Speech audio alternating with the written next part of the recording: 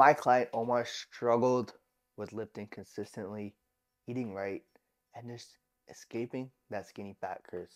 Months of training and consistency, and he wasn't able to see the results that he wanted with his physique. Working out would be good until he had a little injury, and then that led to 2-3 weeks off the gym, forcing him to restart. Eating right would be okay until he got to the weekend, and then something would give, and there'd be binging happening. He'd eat a shit ton of food, scale would go way up or the scale would go way down, as there was no consistency or system or accountability to his approach. And this led to him being stuck in the same situation for years. But the thing was, Omar knew all the information, the best training splits, the best nutrition protocols, how to eat in a calorie deficit, how much protein to have. But this led to something that was a little bit dangerous. He knew too much. YouTube, Instagram, TikTok, good information, bad information, amazing information, shit that you probably don't even want to know. And a lot of things that didn't apply to his current situation. And what does that do? One, it paralyzes you. Number two, makes you want to try everything. And Omar was constantly switching up his approach when it came to his training, when it came to his nutrition, when it came to his recovery, the workouts he was doing, the exercise he was doing. And this led him to be stuck in a cycle where gains weren't happening as fast as they should have been. And here are the 3 things that allowed Omar to really get that full transformation like he deserved. Number 1 was discovering the bigger picture. The biggest problem most guys have is they don't have clarity or direction in terms of where they want to end up. And if we don't know where we want to go, it's going to be really hard to build a plan or build a process that's going to allow us to get there. For Omar, he wanted to be leaner, he wanted to be stronger, especially at the squat, the bench, and the deadlift. And he wanted to make sure he was still having fun with this training by prioritizing muscle groups like his arms and his shoulders. Knowing in the long term that after this initial fat loss phase, we want to go into a period of time where we can eat more food, put on more size, put on more muscle, and massing would be the priority. But having a good short-term and long-term goal allowed us to keep our head clear and not constantly yo-yo between what we wanted because our expectations were set up front. Having this big picture approach also helped Omar stay consistent and stick to what he was doing. Knowing that there was a timeline on the fat loss phase allowed him to stick to it a lot better than just being on restricted calories for an extended period of time without having a deadline. Number 2, knowing that during this time, focusing on squat, bench, and deadlift was going to be key in allowing him to learn and execute those movements properly.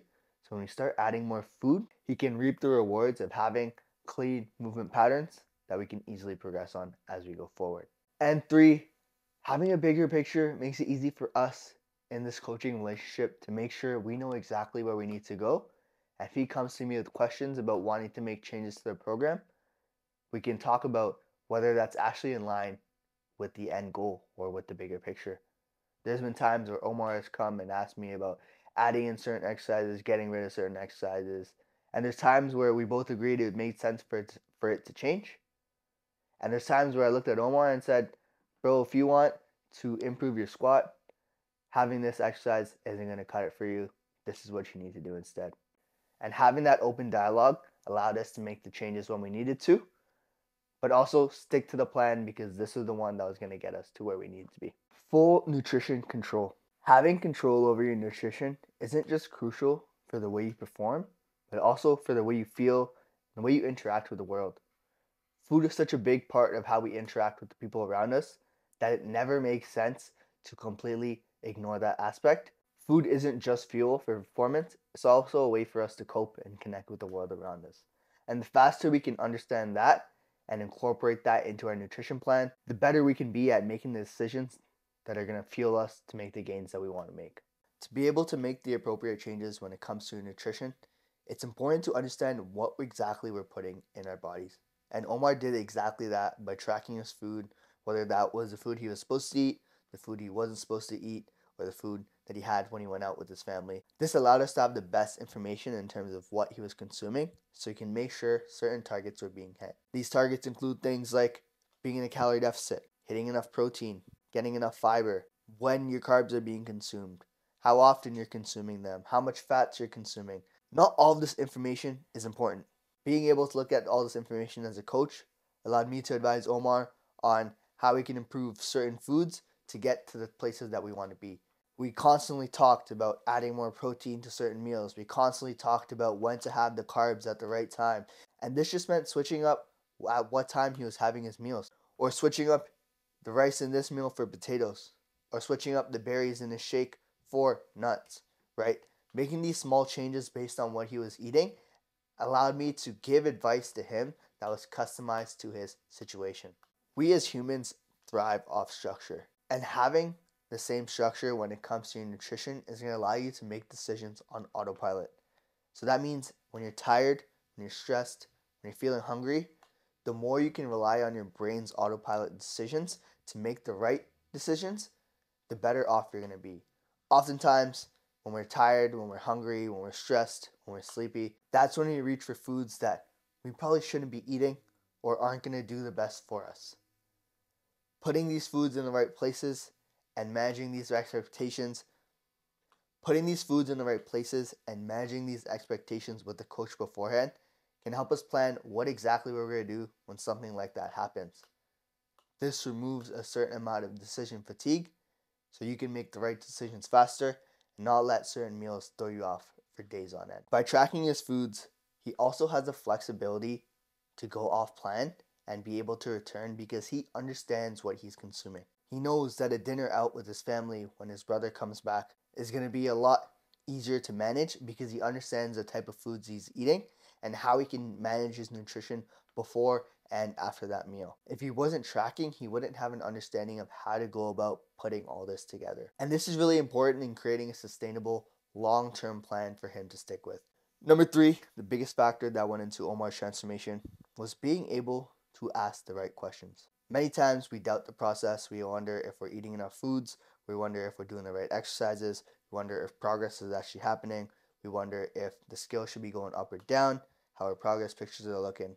As a coach, my biggest advantage doesn't come from the resources or information. It's my ability to ask the right questions at the right times. Because at the end of the day, all the information is out there for you to succeed on your own. My job is to cut the bullshit and ask you the questions that you need so I can give you the information that pertains to your situation to allow you to get jacked. So how do I determine what information to give you? Here are some of the questions that I would ask Omar on a weekly to regular basis to ensure things are going on track or if we need to make changes. Change on the scale, progress in the gym, how certain exercises or workouts felt, your energy levels throughout the day, how hungry you are, your hydration, how your sleep and stress was, were there any stressful events that popped up in your life, how much activity are you getting outside of the gym, are there any big events coming up, is there anything that should throw off your schedule. If I only looked at the scale and saw that the weight had gone down 4 pounds, that's great. But if I also found out his gym progress suffered, he was super stressed out, wasn't eating a lot, his sleep was garbage, then we're going to make changes. We're going to actually get him to eat more food and focus on his recovery, possibly change up his workouts. If his scale went up 3 pounds in a week and we're in a fat loss phase, but his strength is going up, his progress pictures look better, his sleep and his stress are looking great, then there might not be any changes to make. All of this information needs to be combined and synthesized using the right questions because just one of these questions won't give you the answer that you need. And that's where being able to ask the right questions and use the right information for your situation is going to go a long way in helping you make the transformation that you need. So if you're interested in getting a transformation like Omar, where he's able to put on strength, put on muscle, while still burning the fat that you didn't want to see, DM me on Instagram or shoot me an email. My links are down in the description. And let's get to work. Let's focus on getting you into the best shape of your life in 2024. Hope that helped. Coach Kegs, catch you in the next one.